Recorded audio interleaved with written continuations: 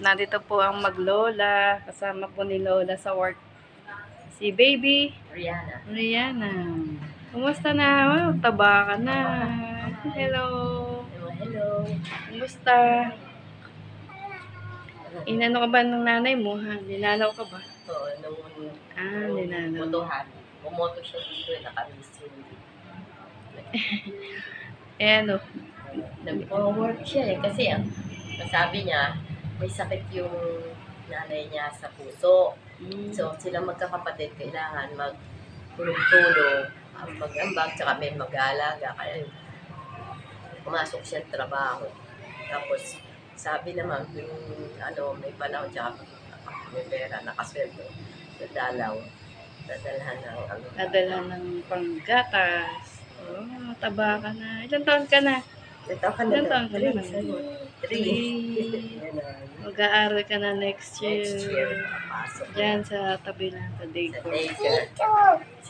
Teacher na. Teacher. Teacher ka. Marunong ka na mag-ABC? Kahapon nga daw, nandun sila sa library. Kasama si Ray.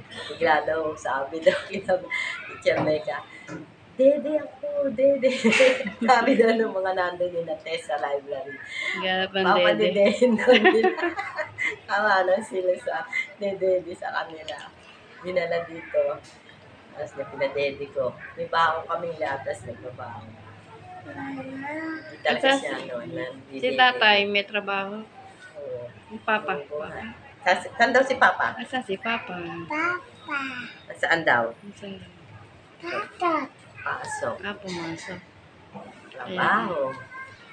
Ay, hindi yun. Sabi lang.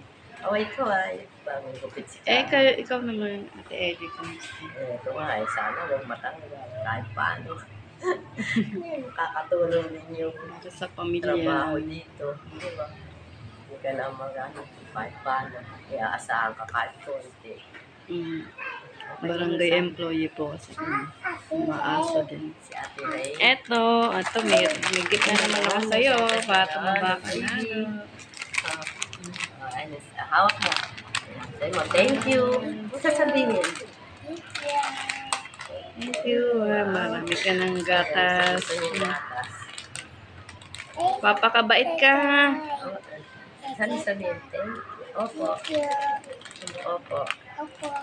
Bye-bye. Bye na. Bye-bye. Thank you po.